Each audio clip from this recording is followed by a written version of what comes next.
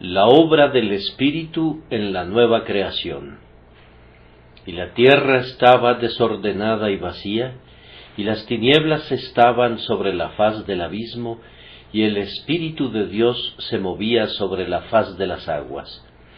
Génesis 1:2. No podemos decir cómo revoloteaba el Espíritu de Dios sobre esa vasta masa acuosa.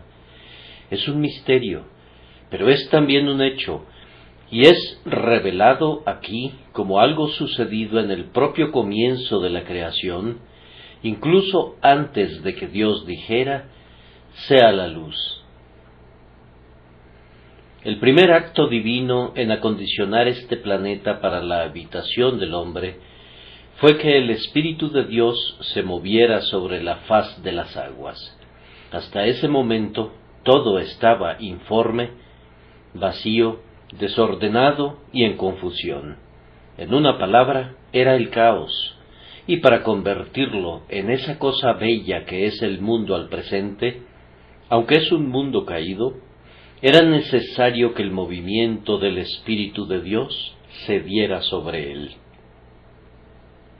No sabemos cómo obra el Espíritu sobre la materia, pero sí sabemos que Dios, que es Espíritu, creó a la materia y dio forma a la materia y afirmó a la materia, y que Él librará todavía a la materia de la mancha del pecado que permanece en ella.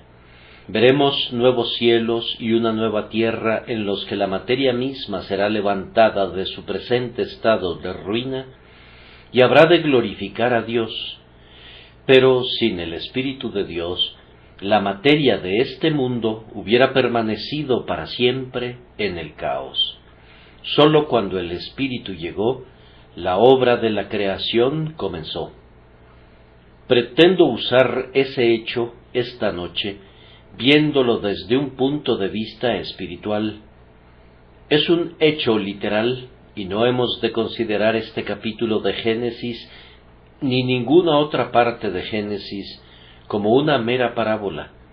Pero habiendo expresado esto, creemos ahora que podemos decir que estos hechos reales pueden ilustrar la obra de Dios en la nueva creación, y nuestro pensamiento principal en este momento es que la obra del Espíritu Santo en el alma del hombre es comparable a su obra en la creación.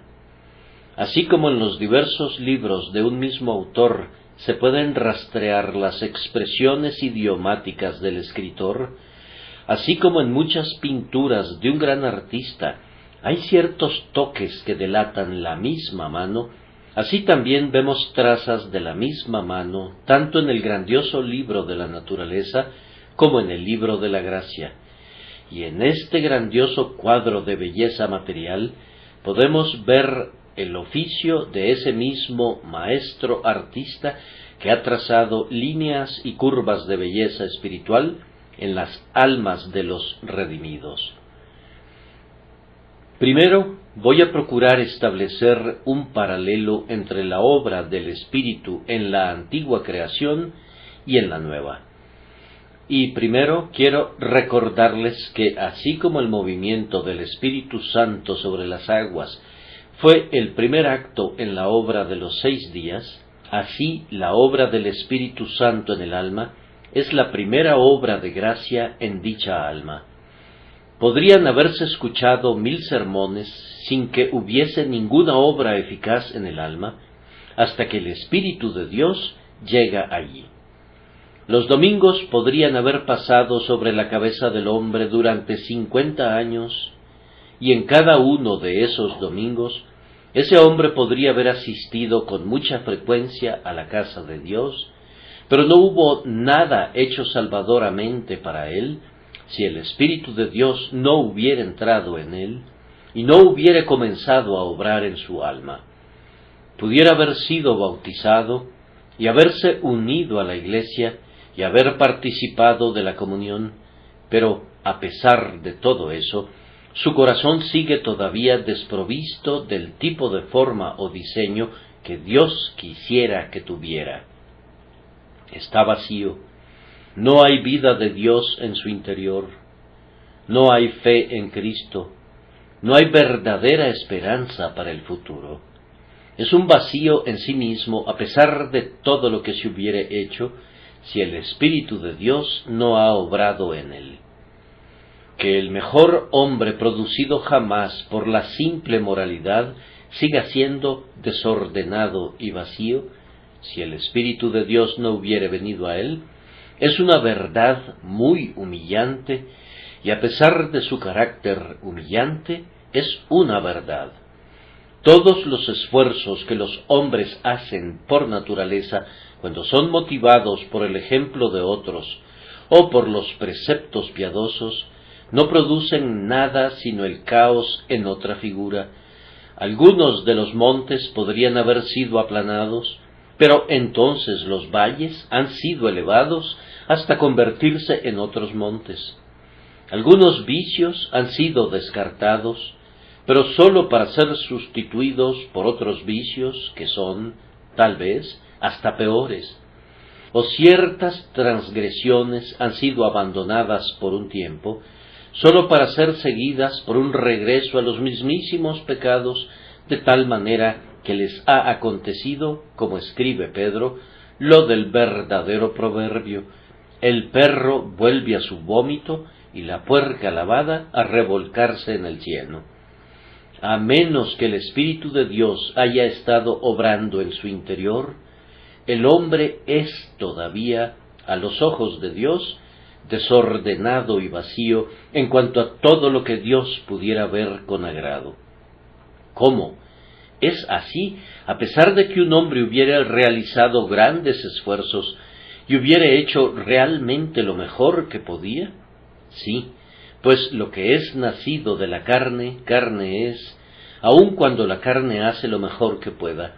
Su vástago más hermoso sigue siendo carne únicamente. El agua subirá naturalmente de nivel tan alto como su propia fuente, pero sin la ayuda de ninguna presión externa, nunca subirá más alto.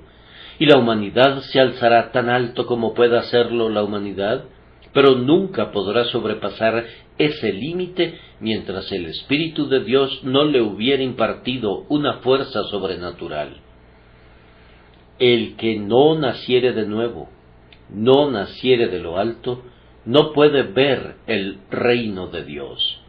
El verdadero primer acto de la grandiosa obra de la nueva creación es que el Espíritu de Dios se mueve sobre el alma como se movió sobre la faz de las aguas. La segunda cosa que les pido que noten es que el hombre mismo no contribuye para nada en esta obra. La tierra estaba desordenada y vacía, de tal manera que no podía hacer nada para ayudar al Espíritu. Las tinieblas estaban sobre la faz del abismo.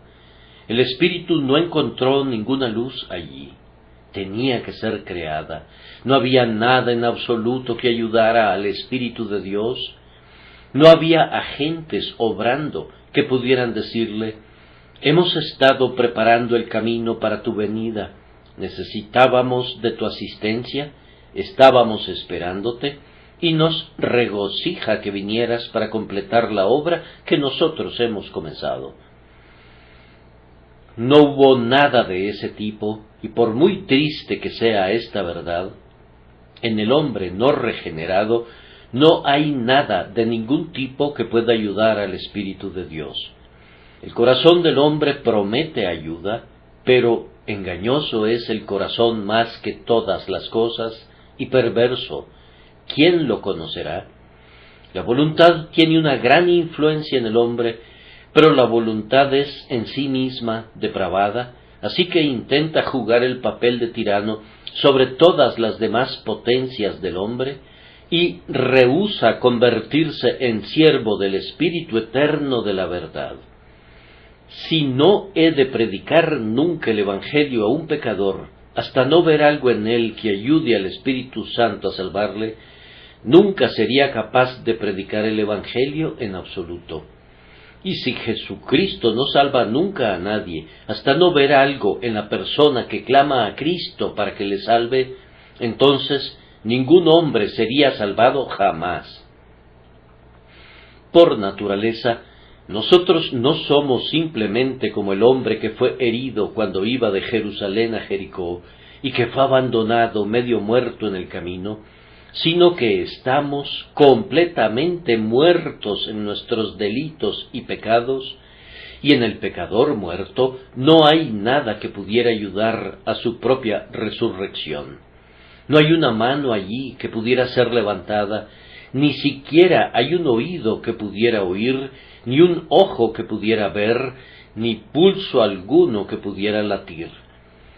No exageramos ni vamos más allá de la verdad cuando afirmamos esto, y todo hombre está muerto de esa manera mientras el Espíritu de Dios no venga a él. Y cuando el Espíritu viene a él, no encuentra nada en la persona que pudiera cooperar con el Espíritu de Dios, sino que todo lo que ha de ser bueno debe ser creado en él, y debe ser llevado a él, y debe ser infundido en él.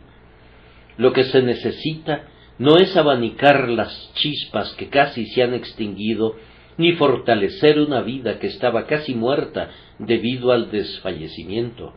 El Espíritu tiene que tratar con la muerte, la podredumbre y la corrupción.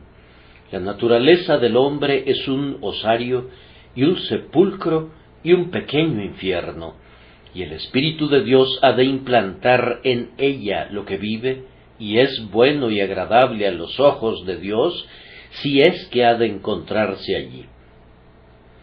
Pero más que eso, en la antigua creación, no sólo no había allí nada que pudiera ayudar al Espíritu Santo, sino que nada parecía congruente en absoluto con el Espíritu.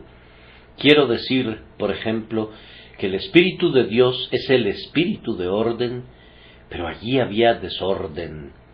Él es el Espíritu de luz, pero allí había tinieblas. ¿No parece algo extraño que el Espíritu de Dios hubiera llegado allí del todo? Adorado en su excelente gloria en el cielo, donde todo es orden y todo es luz, ¿por qué tendría que venir para revolotear sobre el abismo de las aguas y comenzar la grandiosa obra de poner orden en el caos? Y de manera semejante, muy frecuentemente hemos preguntado, ¿por qué vino el Espíritu de Dios a nuestros corazones? ¿Qué había en nosotros que indujera al Espíritu de Dios a comenzar una obra de gracia en nosotros? Admiramos la condescendencia de Jesús al dejar el cielo para morar en la tierra, pero ¿no admiramos igualmente la condescendencia del Espíritu Santo al venir a morar en tan pobres corazones como los nuestros? Jesús vivió con los pecadores, pero el Espíritu Santo reside en nosotros.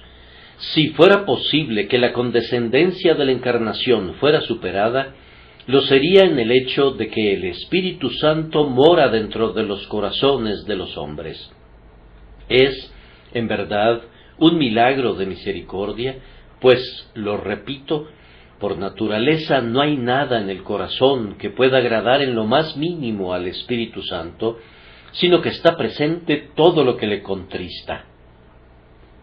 El Espíritu quiere engendrar en nosotros el arrepentimiento del pecado, pero el corazón es duro como una piedra. El Espíritu quiere obrar en nosotros la fe, pero el corazón está lleno de incredulidad. El Espíritu quiere hacernos puros, pero el corazón está enamorado del pecado. El Espíritu quiere conducirnos a Dios, pero todas nuestras pasiones nos inclinan a huir de Él y a correr hacia todo aquello que es contrario a Él. Sin embargo, el Espíritu de Dios viene y obra en nosotros, aun cuando nuestro corazón no es nada sino caos, y nuestra naturaleza está llena de tinieblas. Por esta portentosa misericordia, hemos de bendecir y amar al Espíritu de Dios. Noten también que el Espíritu de Dios es tan misterioso en su entrada en los corazones humanos, como lo fue en su obra en la antigua creación. Dije antes que no podemos explicar cómo el Espíritu de Dios revoloteaba sobre la faz de las aguas. Algunos tratan de extraer un significado a partir de la palabra hebrea, pero yo creo que les sirve de poca ayuda. Se trata de uno de los misterios profundos de la Escritura. El contacto del Espíritu con la materia ha de permanecer siendo siempre un portento, y podremos decir jamás cómo el Espíritu de Dios llega y trata con hombres pecadores. Sabemos que nuestro propio Salvador le dijo a Nicodemo: el viento sopla de donde quiere y oyes su sonido, mas ni sabes de dónde viene ni a dónde va. Así es todo aquel que es nacido del Espíritu. Pero, por misterioso que sea, es real, como lo saben bien aquellos que lo han experimentado, y como pueden verlo aquellos que observan los efectos que el Espíritu produce en los corazones de los hombres. Yo quisiera preguntarles a todos los presentes en esta asamblea si saben algo acerca de la misteriosa obra del Espíritu Santo en sus almas. Amados oyentes, es posible que haya muchas cosas que ustedes pudieran ignorar, y sin embargo, no estarían peor debido a esa ignorancia. Pero si son ignorantes de la obra del Espíritu Santo en su espíritu, entonces ustedes son ignorantes de la vida eterna, ignorantes de lo que es necesario para librarlos del infierno y levantarlos hasta el cielo. ¿Han experimentado alguna vez, dentro de su espíritu, un poder divino que los volvió de sus viejos hábitos y de sus antiguos caminos, y que realizó un cambio tan radical en ustedes que ya no son más lo que antes eran? Un cambio que fue prácticamente para ustedes un nuevo nacimiento, una nueva creación. Les ruego que no se engañen a ustedes mismos acerca de este asunto. Los pecadores tenían que nacer de nuevo en el tiempo de los apóstoles y deben nacer de nuevo ahora si han de ver o han de entrar en el reino de Dios alguna vez. Era necesario que fueran regenerados en los días de Cristo, pero es igualmente necesario ahora, y no es simplemente necesario para la gente que ha estado en prisión, o para aquellos que han sido rateros y borrachos.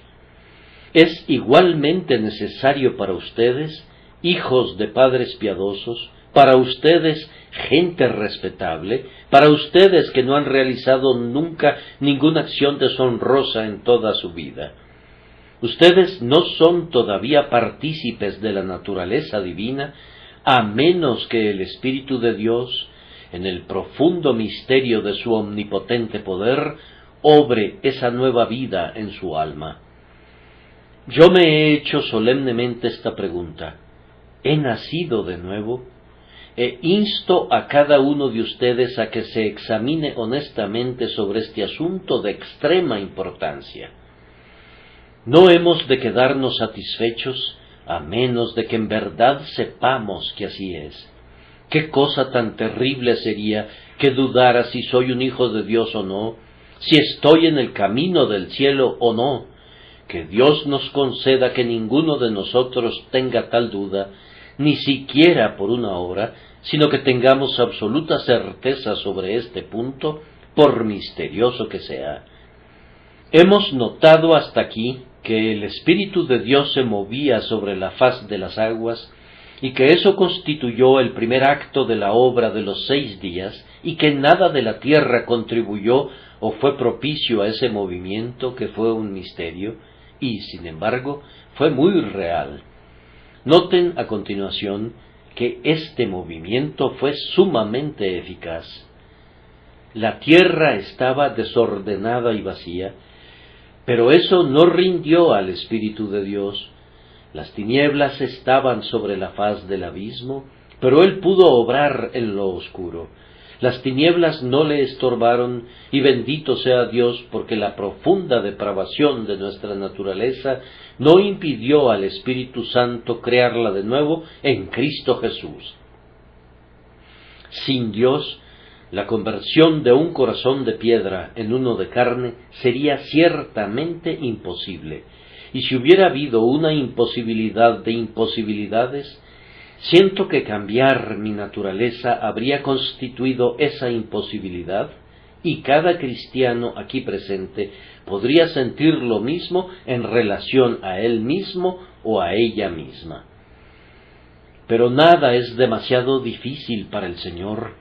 Aunque un hombre podría no haber tenido ningún conocimiento del Evangelio hasta el momento en que el Espíritu de Dios viene a él, o aunque hubiera podido estar tan violentamente opuesto a ese Evangelio hasta el límite de sus posibilidades, sin embargo, tan pronto como el Espíritu de Dios trata salvadoramente con ese hombre, todos los obstáculos desaparecen, toda oposición cede, y la obra de gracia es llevada a cabo eficazmente. La luz vino cuando Dios dijo, sea la luz.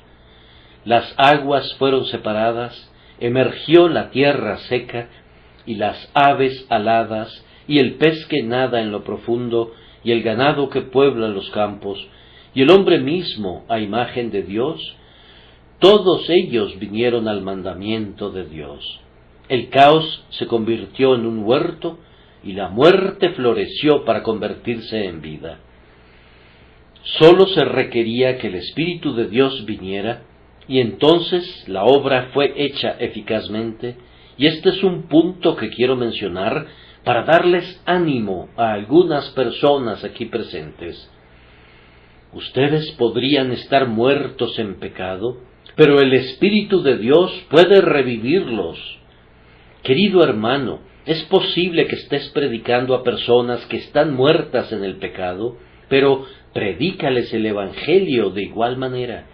Tu deber es predicar el Evangelio a los pecadores muertos, pues lo que hace vivir a los muertos es el Evangelio.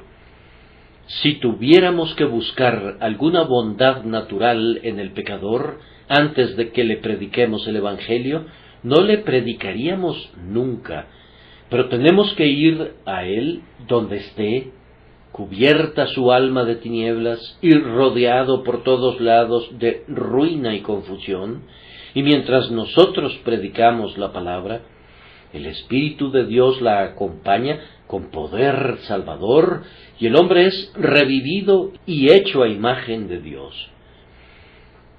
Bendito sea Dios, porque la obra del Espíritu Santo es siempre eficaz. Es posible contristar y resistir al Espíritu de Dios, pero cuando aplica su fuerza omnipotente, entonces es irresistible. La voluntad es dulcemente domeñada, y el hombre clama, grandioso Dios, yo me entrego, constreñido por el amor poderoso. Depongo mis armas de rebelión, y continúo voluntariamente según me conduzca tu Espíritu lleno de gracia. Quiero que noten también que allí donde llegó el Espíritu, la obra fue llevada a cabo hasta su terminación.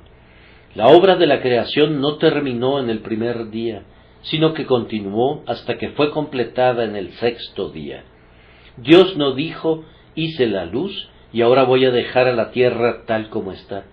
Y cuando hubo comenzado a dividir las aguas, y a separar la tierra del mar, no dijo, ahora no tendré que ver más con el mundo.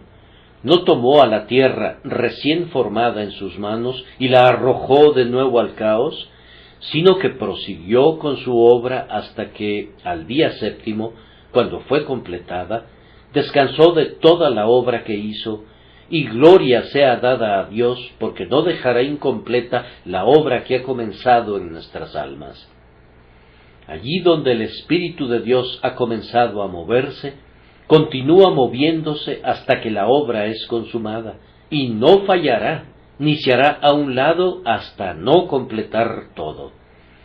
¿Cómo hemos de bendecir su nombre por esto?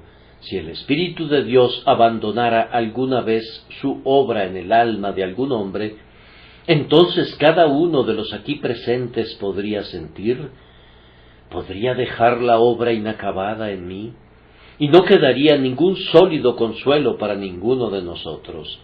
Si un hijo de Dios pudiera caer jamás de la gracia, entonces ustedes y yo estaríamos entre los primeros que caerían.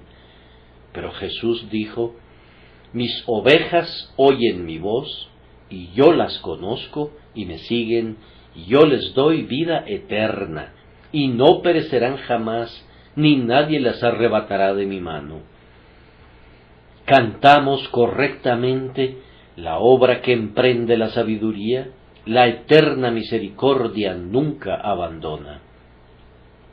Tan ciertamente como hay un primer día, vendrá un séptimo día en el que Dios reposará, porque su obra estará terminada, y tan ciertamente como el Espíritu de Dios se ha movido en nuestra alma, y la luz ha venido a nosotros en lugar de las tinieblas, así habrá un día de reposo en el que guardaremos el día de reposo de Dios, con Él por siempre, porque la obra del Espíritu habrá sido completada en nosotros, así como la obra de Cristo ha sido consumada a favor nuestro.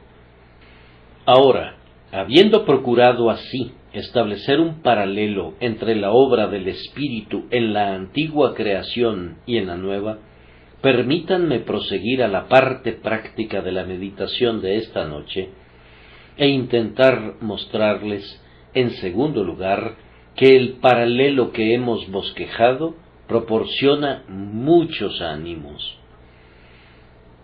Y primero, proporciona un aliento a aquellos pecadores turbados que temen estar por completo más allá de toda posibilidad de salvación. Yo, dice alguien, estoy consciente de que no hay ningún bien en mí de ningún tipo, y que soy tan malvado que una sombría desesperación se ha arraigado en mi corazón. Escucha el texto, hermano mío. La tierra estaba desordenada y vacía, y las tinieblas estaban sobre la faz del abismo. ¿Acaso esa no es una descripción exacta de tu corazón? Oh, sí, respondes, eso es un verdadero y terrible cuadro de mí mismo. Bien, ¿qué sigue? Y el Espíritu de Dios se movía sobre la faz de las aguas. Mientras había confusión, mientras había tinieblas, antes de que hubiere cualquier tipo de preparación para la llegada del Espíritu, o de que hubiere cualquier encendimiento de antorchas con las que disolver las tinieblas, o cualquier cosa que hubiere parecido como el comienzo del orden, el Espíritu de Dios se movía sobre la faz de las aguas. Entonces, ¿por qué no habría de moverse en tu alma? Otros que se encontraban en una condición tan triste como en la que te encuentras ahora, han sido salvados. Entonces, ¿por qué no habrías de ser salvado tú también? Has sido un vil pecador, pero otros pecadores igualmente viles han recibido el Espíritu de Dios y les ha llevado a Cristo. Entonces, ¿por qué no habrías de recibirlo tú también? Si has sido el más vil de los viles, hay un texto que te da todavía buen ánimo. Es aquel versículo en el que Pablo habla de sí mismo como el primero de los pecadores, y sin embargo declara que fue salvado. Tú no puedes ser un peor pecador que el primero de los pecadores. El primero está antes de todos, y tú solo podrías ser el segundo después del primero. Y si tú fueras incluso igual a él, Dios ha demostrado su poder de salvarte al salvar a Saulo de Tarso. Piensa en lo que era el caso de Saulo cuando iba camino a Damasco. Vamos, si eso fuera posible, era más caótico que el caos mismo y más oscuro que las prístinas tinieblas. Saulo estaba sumamente airado contra el pueblo de Dios y estaba obstinado en su destrucción. Sin embargo, El Espíritu de Dios vino sobre él, y en pocos minutos Saulo estaba clamando: Señor, ¿qué quieres que yo haga? Pobre alma desesperada, permíteme que agregue esto. Supón que alguien como tú sea salvado. ¿Acaso no sería un portento de la gracia? Sí, dirías, lo sería en verdad. Bien, Dios es el grandioso obrador de portentos. Su deleite consiste en hacer cosas que son muy maravillosas, pues le proporcionan mayor gloria. Los hombres pueden hacer cosas banales, pero los portentos son obrados por Dios. Si Él te salvara, ¿no te sentirías endeudado con su gracia de por vida? Sí, respondes, así me sentiría si Él tomara a un ser tan negro y pecador como yo y me salvara. Muy bien, esto es justamente lo que quiere de sus hijos, que le amen y le alaben por siempre y sientan agradecidos que han de amarle. Cuando Dios tiene la intención de hacer a un gran santo, con frecuencia usa a un gran pecador como materia prima. El hombre que tiene grandes deudas es quien ama al amigo que solventa su deuda. Si yo fuera médico y quisiera establecer mi reputación, ¿piensas que me ocuparía de ti si te doliera un dedo o tuvieras alguna otra queja trivial? No, si yo quisiera que Londres resonara con la historia de mis curaciones, trataría de encontrar al hombre que está más cerca de las puertas de la muerte o a alguien que está afectado por muchas enfermedades a la vez, y si yo le sanara, todos se quedarían sorprendidos y se reportaría por todas partes: este hombre ha realizado este grandioso portento. Ahora, Cristo es el médico y tú eres el paciente, y entre más grave sea tu condición, más gloria recibirá por tu causa. Él es ciertamente capaz de salvarte, por malo que seas, y así glorificará su nombre como Salvador. Será a Jehová por nombre, por señal eterna que nunca será raída. Así yo te digo, oh alma, que aunque estés llena únicamente de pecado y vacía de todo lo demás, el Espíritu de Dios puede llenarte de gracia, y aunque las tinieblas te cubran con su túnica, el Espíritu de Dios puede venir sobre ti y crear la luz en ti en el Señor. Así que no debes desesperar, sino más bien presta un oído atento a esta palabra del Señor Jesucristo: el que creyere y fuere bautizado será salvo. O esta: de tal manera amó Dios al mundo, que ha dado a su Hijo unigénito, para que todo aquel que en él cree no se pierda, mas tenga vida eterna. Que el Espíritu de Dios te conduzca a creer en Jesús. En este texto hay un ánimo igual para aquellos que son el pueblo de Dios, o que una vez pensaron que lo eran, pero que han caído en una condición muy triste y angustiosa. Hay algunos que han caminado a la luz de Dios y han gozado de una dulce comunión con Él, pero han sido muy negligentes, o han descuidado la oración en privado, o tal vez han caído en pecado, y ahora han alcanzado tal estado de corazón que no pueden ver nada de gracia en ellos. Oh, dice uno de ellos, yo soy peor que el pecador que no conoció nunca a Cristo. Siento como si hubiera hecho el papel de un apóstata, como Judas, o como si me hubiese apartado, como Demas, amando este mundo presente, o como si fuese un árbol sin fruto, 2 veces muerto y desarraigado. Yo en verdad siento dentro de mí que no hay orden de la gracia ni luz del amor. Querido amigo, presta atención a mi texto. Y la tierra estaba desordenada y vacía, y las tinieblas estaban sobre la faz del abismo, y el Espíritu de Dios se movía sobre la faz de las aguas. Yo bendigo a Dios porque en múltiples ocasiones, cuando me sentía más estéril, he sabido lo que es ser llevado a florecer y a producir fruto, y cuando estaba aparentemente más muerto, súbitamente he sido revivido a una vida estática, y ella ha sido, en mi propia estimación, a las puertas del infierno. Sin embargo, por una promesa aplicada con poder, por una centella de la energía divina, he sabido lo que es ser levantado y ser conducido a decir, incluso en aquel lugar en el que dormía mi alma, como Jacob lo hizo en Betel: no es otra cosa que casa de Dios y puerta del cielo. ¿No ha tratado así con frecuencia el Espíritu de Dios con ustedes, santos experimentados, que conocen cuáles son los altibajos de la vida cristiana? ¿No los ha hecho fuertes cuando estaban débiles y no los ha llevado a cantar justo después de que estuvieran suspirando, y no ha hecho que las aguas estuvieran más calmadas justo después del huracán?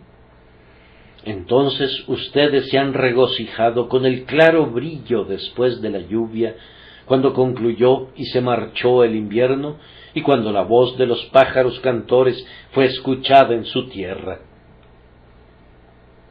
Yo sé que descubrieron que fue así. Entonces, ¿piensas ahora que el Señor espera encontrar algo bueno en ti antes de que Él te bendiga? ¿No te amó cuando estabas en tu sangre, como un bebé arrojado en el campo sin lavar y sin cubrir? ¿Piensas que su brazo se ha cortado o que se ha disminuido su amor? Tú dices que le has sido infiel, pero Él permanece siendo fiel. Tu fe pareciera estar muerta, pero vuestra vida está escondida con Cristo en Dios. Tú te sientes muy inmundo, pero hay una fuente llena de sangre extraída de las venas de Emmanuel, y los pecadores, sumergidos en esa sangre, pierden todas sus manchas culpables. No pierdan la esperanza, queridos amigos. Miren otra vez a la cruz, comiencen de nuevo allí mismo donde comenzaron antes. Recuerden la sencilla historia que les conté hace mucho tiempo sobre Juanito el buhonero, que solía cantar: soy un pobre pecador y nada más, pero Jesucristo es mi todo en todo. Regresa a ese punto, amado hermano o hermana, y así regresarás a la luz otra vez, y una vez más te darás cuenta de que el Espíritu de Dios está obrando dentro de tu espíritu. Yo pienso que nuestro texto da también aliento a aquellos que están trabajando para Dios. Tú no estás pensando ahora acerca de ti mismo. Por la gracia divina, has sobrepasado esa etapa y estás pensando acerca de otros. Vas a tomar un distrito y vas a visitarlo, y hay espacios allí en los que pululan los peores individuos. ¿No conoces a ninguna buena persona allí, en lo absoluto, que sea probable que te dé la bienvenida y te ayude? Ve allá, mi querido hermano, aventúrate allí, mi querida hermana, sin ningún miedo, recordando que, aunque la tierra estaba desordenada y vacía, y las tinieblas estaban sobre la faz del abismo, el Espíritu de Dios se movía sobre la faz de las aguas. Ve a ese oscuro lugar, pues el Espíritu de Dios irá contigo. Él te guiará a través de las tinieblas y en medio del caos, y te ayudará y te bendecirá. Los misioneros han ido a tierras donde los habitantes eran todos caníbales, pero no han sido infructuosos. El Evangelio ha sido llevado a personas que eran tan degradadas que no parecían tener ningún indicio de poseer ni siquiera un alma, y sin embargo el Evangelio no se ha quedado sin fruto entre ellas. No se ha descubierto ninguna raza humana que hubiera estado sumida demasiado profundamente en las tinieblas para que el Espíritu de Dios no obrara en ella y la salvara. No perdamos la esperanza con nadie, ni pensemos que alguien está más allá del poder del Espíritu. Pero, dirá alguien, me gustaría hablar con quienes están dispuestos a oírme y están ansiosos de ser salvados. Sin duda que te gustaría, pues a la mayoría de la gente le gusta el trabajo fácil. Pero si el Señor te envía a aquellos que no desean ser salvados y a quienes no les importa la religión, no debes ser selectivo en tu trabajo, sino que has de ir allí donde Dios te envía. ¿Acaso no te gustaría ir allí donde Dios recibirá mayor gloria? Por supuesto que te gustaría. Pues bien, Él recibe mayor gloria cuando los peores pecadores son salvados, cuando aquellos que le odiaban más comienzan a amarle, cuando aquellos que se oponían más a su verdad la reciben gozosamente. Entonces se da el mayor triunfo de su gracia y la mayor gloria a su santo nombre. Algunas veces se me ha ocurrido que me hubiera gustado vivir en Inglaterra en los días de los puritanos. Debe de haber sido un gran privilegio haber oído a algunos de esos viejos maestros de teología predicando el Evangelio y haberse mezclado con las santas multitudes que adoraban a Dios en aquellos días cuando esta tierra era un verdadero paraíso. Pero hay más necesidad del predicador del Evangelio ahora de la que hubo jamás, y por tanto debería alegrarse de estar allí donde es más necesario. Un buen siervo prefiere que su señor le ponga donde tenga mucho que hacer, que dejarle estar donde hay más obreros que tarea. Yo veo que las densas nubes del papado se esparcen sobre la tierra en todas direcciones, y casi no veo nada en los signos de los tiempos que tienda a alentar a nuestro corazón. Veo abundante consuelo en las Escrituras, tengo mucho gozo en el Señor y descanso en Él. Pero en cuanto al rumbo que están siguiendo las cosas en todas las iglesias, Señor Dios, cómo ha sido reprimido tu espíritu y cuán limitada obra pareciera estar haciendo en estos tiempos malvados. Pero debido a que los tiempos son negros, ¿hemos de desesperar? No, aún hemos de recordar que cuando la tierra estaba desordenada y vacía, y las tinieblas estaban sobre la faz del abismo, entonces el Espíritu de Dios se movía sobre la faz de las aguas. ¿No sucedió así en los propios días de Cristo y en el tiempo de los apóstoles? El mundo estaba sumido en el pecado y la superstición y la crueldad.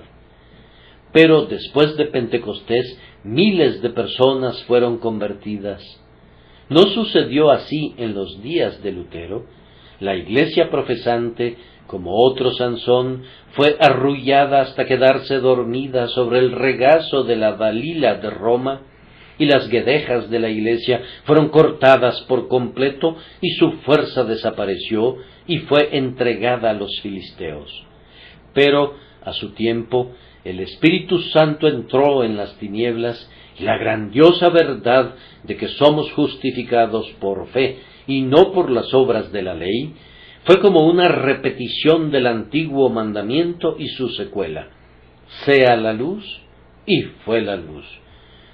Bendito sea Dios, porque las tinieblas de aquellos días no pudieron detener la luz de la predicación de Lutero, ni la enseñanza clara y transparente de Calvino, ni las palabras ardientes de Zwinglio, y si toda Inglaterra se tornara negra como la noche, y las cosas empeoraran, y empeoraran, y empeoraran, y empeoraran, hasta que llegaran al colmo de lo malo, y Satanás señoreara sobre todo, no habría motivo de temor incluso entonces. Los soldados de Cristo deberían proseguir su marcha intrépidamente, pues el Espíritu de Dios se moverá de nuevo cuando reinen el caos y las tinieblas. Tengan buen ánimo, hermanos y hermanas en Cristo.